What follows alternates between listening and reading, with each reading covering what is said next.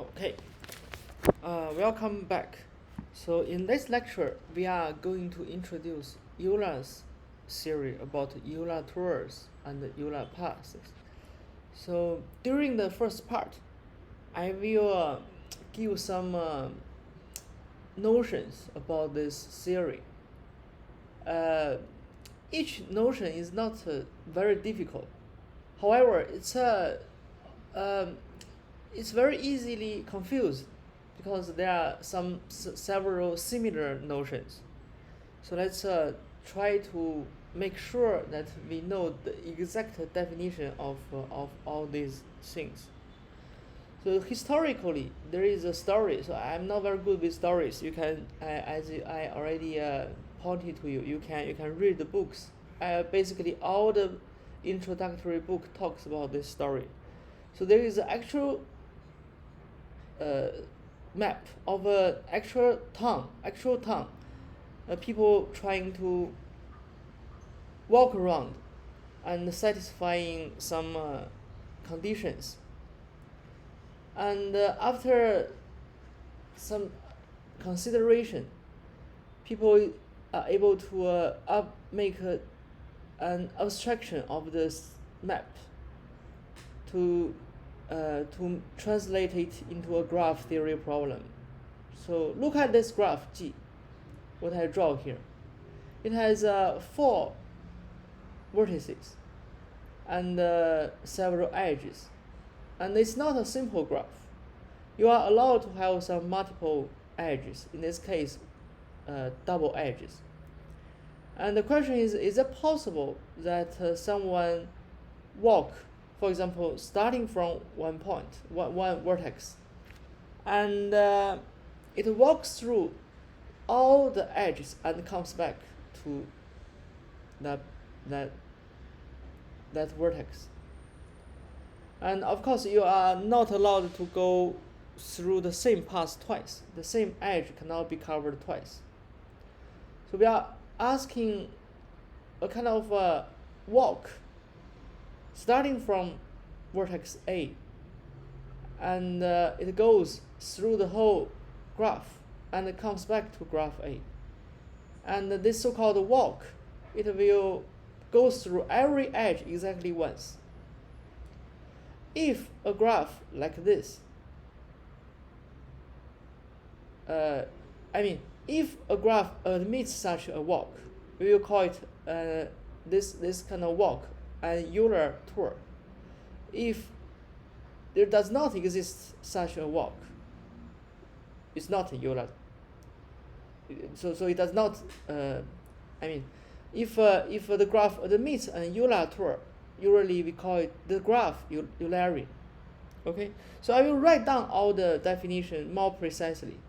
So a walk, given a graph, what is a walk? A walk is just a sequence of vertices and edges. They appear alternatively.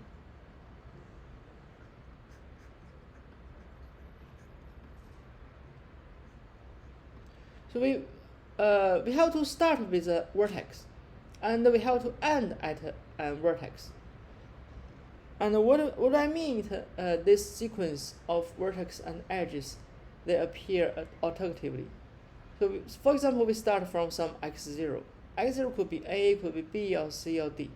And the next step, it has to go through an edge. For example, I put E1. And then x1 should be exactly the end vertices of the edge E1. So in other words, starting from x0 and I find an edge E1, and it's another end vertex must be x1. And then the walker at the next step has several choices. Okay, he can continue and do this. So there's no restrictions of at this point. There's no restrictions of the walk repeating itself. For example, it can go back from x1 through E1 and to x0, and then x1, E1, x1 again. So for example, they can do this. So it's also a walk. There is no problem. Okay, so a walk is just this. There is no restriction, further restrictions. It's the most wide definition among all the definitions we are about to see. So this is a walk, and maybe from x1 you can go to E2 and x2 and so on, E3, x3. But you have to stop at another vertex. You have to start from a vertex, and they have to finish at another vertex. So that's the only requirements for a walk. Okay, in particular, there is no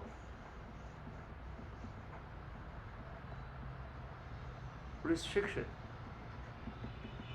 or requirements for forbidding repetitions.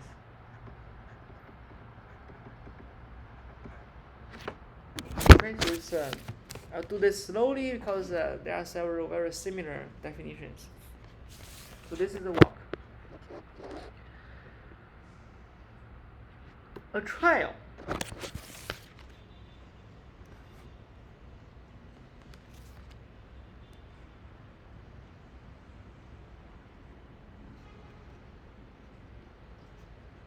What is a trial? So this is the first definition of walk. A trial, first of all, is a walk. It's a walk where no edge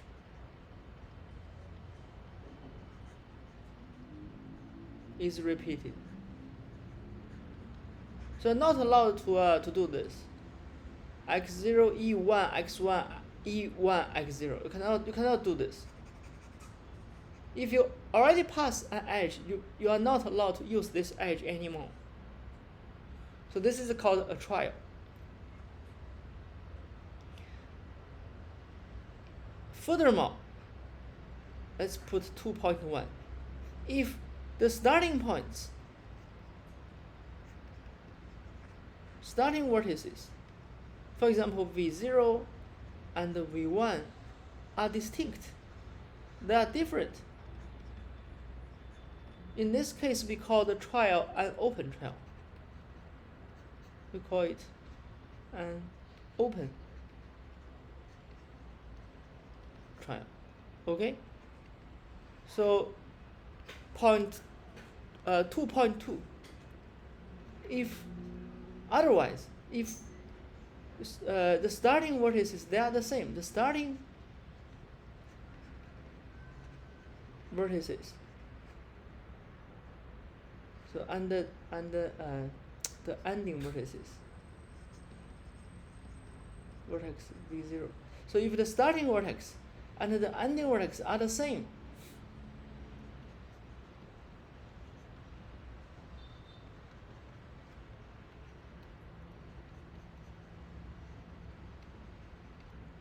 then we call it a closed trial.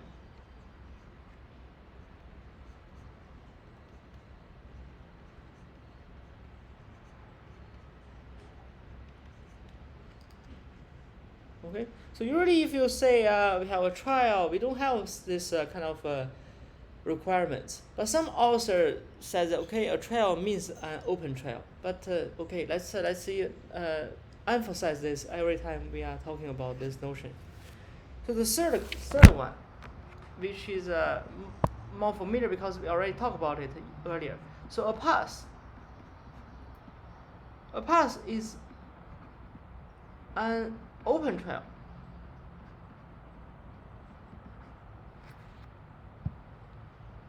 Okay, such that,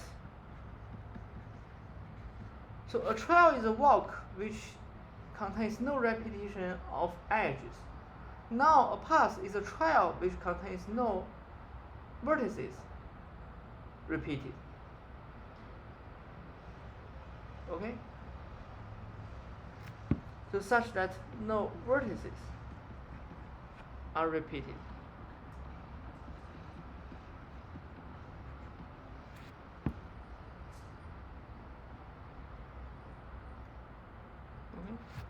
And a cycle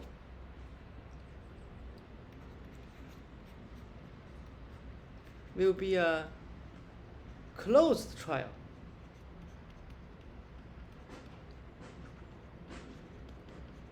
Such that no vertices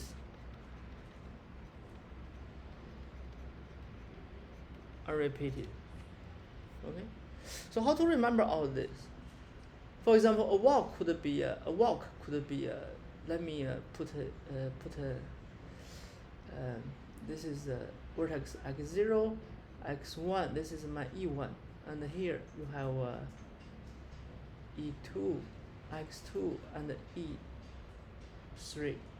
Maybe it's easier to put x1, x2, and x3.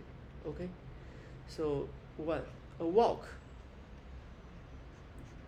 could be x1, e1, x2, e1, x1.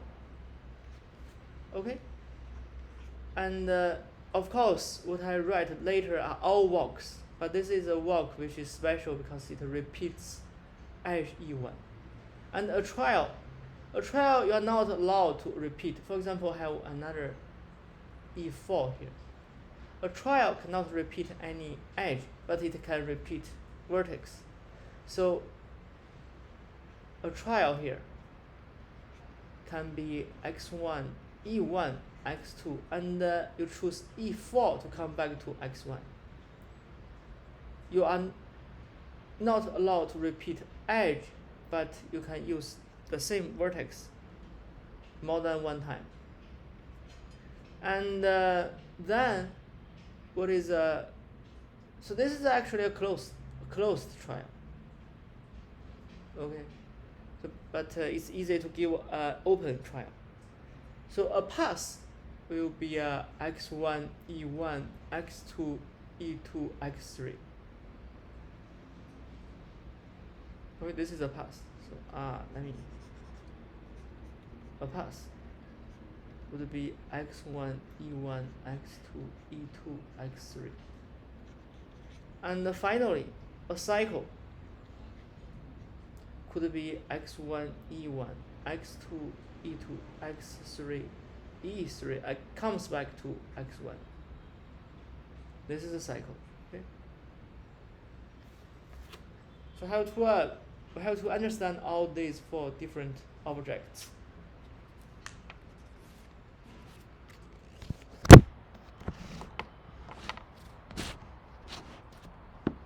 Okay, so there are these are all basic objects, but we can talk about, for example, a closed walk. Tell me, what is a closed walk? So if you really put all the combinations, you get more definitions. But what is a closed walk? It only requires the starting vertex x0 and the ending vertex x0 are the same. And in the middle, you can do repetition of vertex and repetition of edges, no problem. Okay. So it's a closed walk.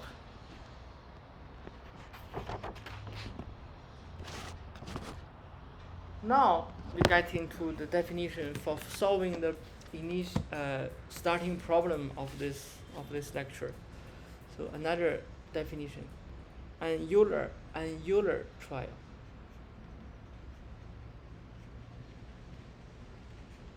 So we have a name Euler in front of a trial. So what is that? It is a trial. And it satisfies that which travels all edges. Okay, we already know that a trial does not repeat any edge. And here, an Euler trial asks you to find a trial which goes through all edges. So it doesn't miss any edge.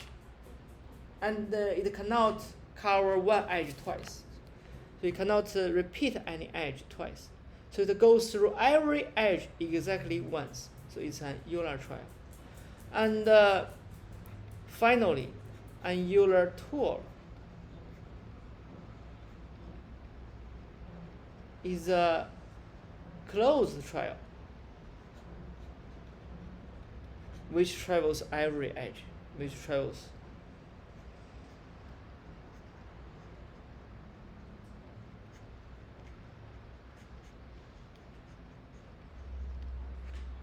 Okay, so you have to start from one point and go through every edge exactly once, and you comes back to the starting point. So this is the initial question that posed to Euler, and he solved the problem, proving exactly. For example, this graph does not admit an Euler tour. Okay, so a further definition: a graph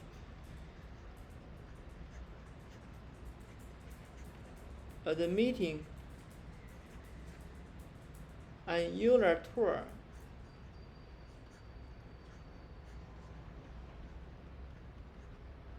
is called Eulerian.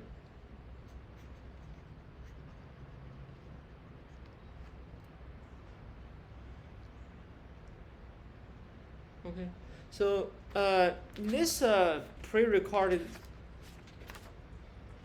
video, I'm going to prove you the central theorem of this direction, and when we meet, I will explain more examples. So, theorem.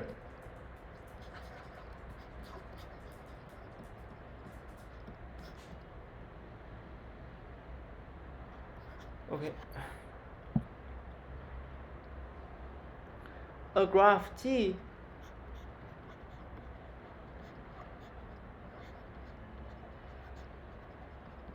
admits an Euler trial if and only if there are exactly two vertices with odd degrees.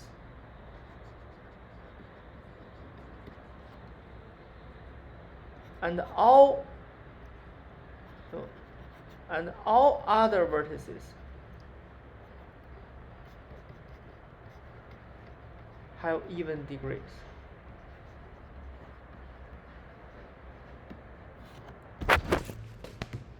Okay. And point 2, a graph G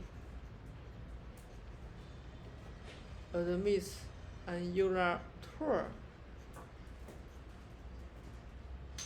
if and only if all vertices have even degrees.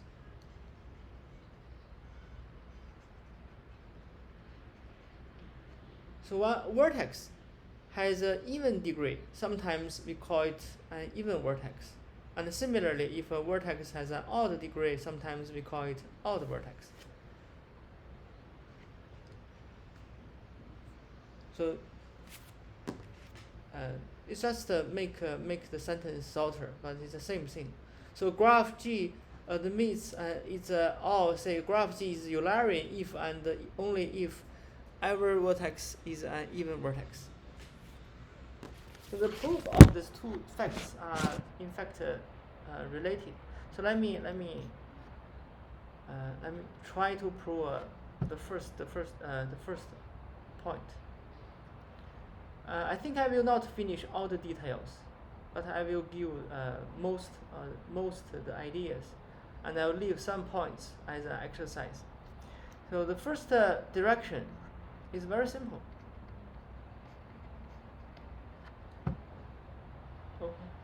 If you have a Euler trial, somehow you don't repeat. So for example, this is a Euler trial. You can sort of use directed graph notation, but it's not very rigorous. So let's, for example, we have x0, e1, x1 to denote how we walk. So here we arrive at x1 and e2, x2, and e3, for example, x3, and you come back here, maybe this e4, and here you come back to x1. You are allowed to do this because we are talking about a trial. And then, for example, we go to e5 and we finish at x5. For example, okay, this e5. Okay, so for example, this is the whole graph. And indeed, we have a Euler trial. It's easy to see that this point has degree 1, and this vertex has degree 1. And this vertex has degree 4, and this vertex has degree 2, and this vertex has degree 2. So as long as you are not the starting vertex and the ending vertex, whenever you have some edge comes into it, so you arriving at x1 in e1, in the edge e1. Because x1 is not an ending vertex, so you keep walking. You have to choose an edge through which you leave the point at the vertex x1. So in this case, you choose e2. So what happens is that when you arrive at x1 in some edge e1, you have to leave the vertex x1 with some edge e2. So the edges will appear in pairs. It means that in the end, after you go through x1 possibly many times, each time you enter through an edge, you have to leave through another edge. So this implies that degree of x1 must be even. Okay, so this is just this kind of argument. But starting point does not satisfy this. You start from x0, and you have this e1 very special. After that, possibly you come back to x0. The edge with which you come into x0, you have to choose another edge to leave x0. So it means that after the starting edge, e1, which is kind of special, later, every time you have to find edges in pairs. So it means that the degree of x0 and the degree of x5 are odd. But for any other vertex,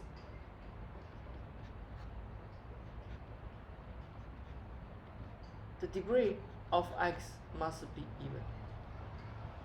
Okay, here it requires some arguments, but I just said it. It's not so difficult. But the other direction is more interesting.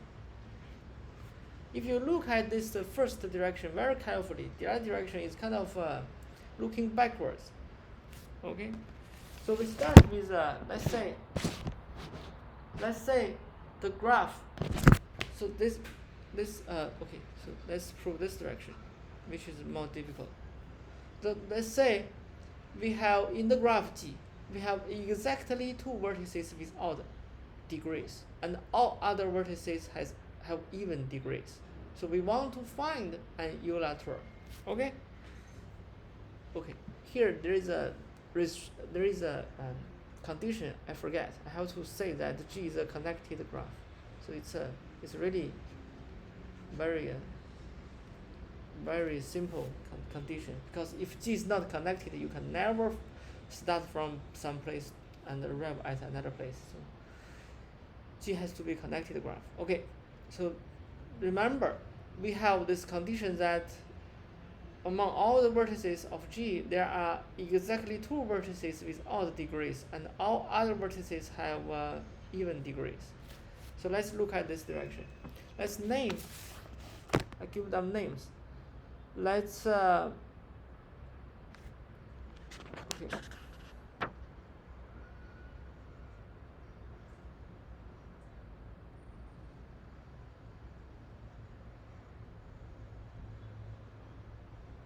Okay, how to do this? So let's say V0 and V1 are the two vertices with odd degrees. Okay? So we try to find an Euler tour starting from V0 and ending at V1. So we start from V0 and choose any edge.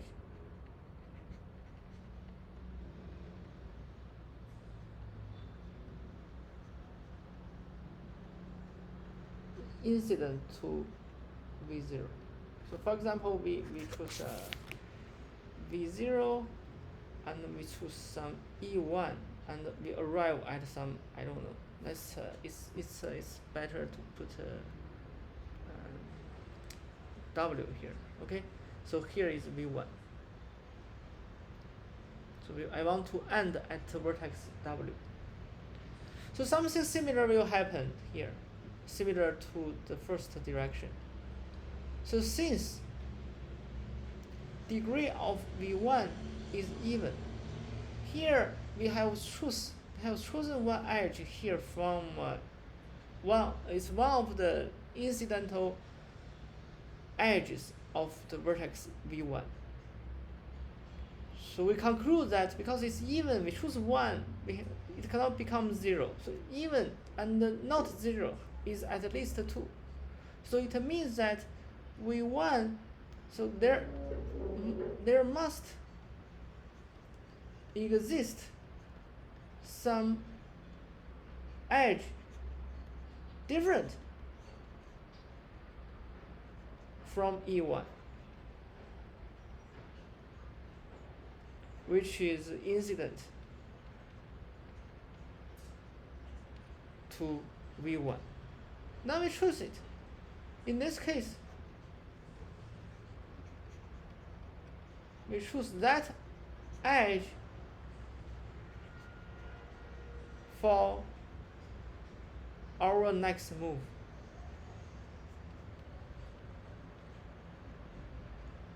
So in this argument, I said, okay, at least there are some E2 here, and I just call that edge E2, and I choose it and keep moving. And maybe I arrive at some vertex V2. Again, since the degree of V2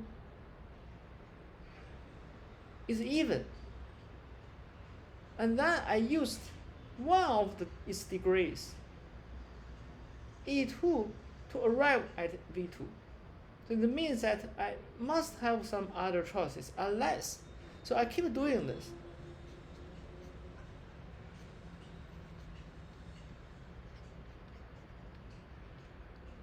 And when will I stop? This is a finite process. There are only finite choices, and in the end I have to stop. When will I stop?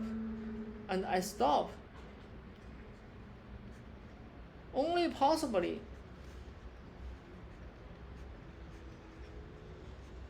when I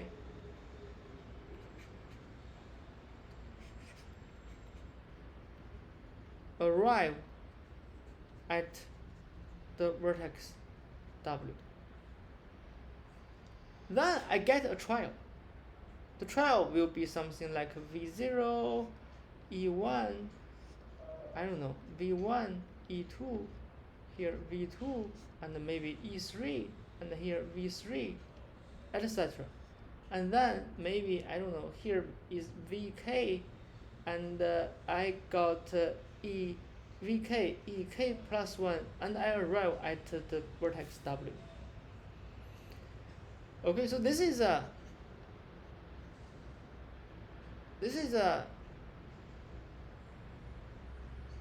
an open trial. Okay, it does not repeat any edges. It might repeat some vertices, but it's not very important. It's not, doesn't matter. However, we don't know this trial will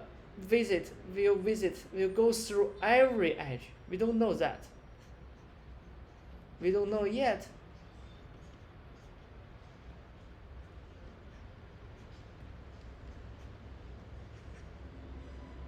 Whether or not this trial goes through every edge. So that's after all, that's what's required. So we need to find a Euler trial which goes through every edge. But now, at least we find something similar to that. We have a trial. So we want to observe if we delete all these edges from the original graph, what happens? So let's call this. You really don't use P for this because it's trial. Let's say it's a T. P represents a path, so maybe it's not a path. Okay, let's say T. If I delete all these edges, let's put E of T to represent the edge set of this trial. So if we get E of G, delete E of T. I pick all the edges and I delete the edges from this trial. So if there's nothing left, then I'm done. It means that exactly this trial goes through every edge. But if it's not empty, if this guy is not empty, if this is not empty, then what is this graph? What is the remaining graph? So it's not difficult to see that track. That the remaining graph, this graph, if it's not empty, this graph is an even graph. Meaning that every vertex has an even degree.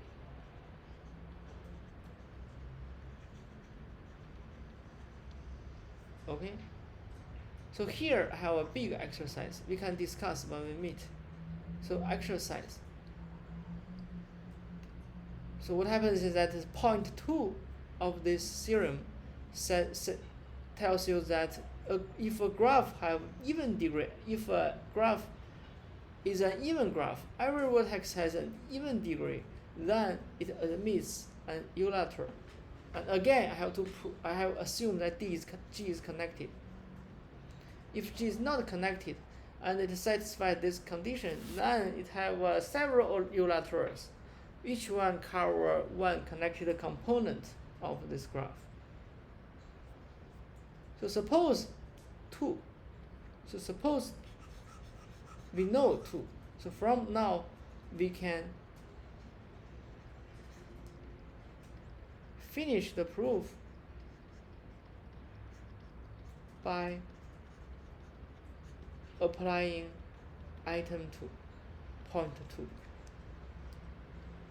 Okay, so it's a little strange. We actually want to prove item 2 first, and we use the result of item 2 to prove the first item. Okay, so I'll leave it as an exercise. You think a little bit. You guys think a little bit, and when we meet in the second part of today's lecture, we will discuss this. Okay, so this is the plan for this. See you later.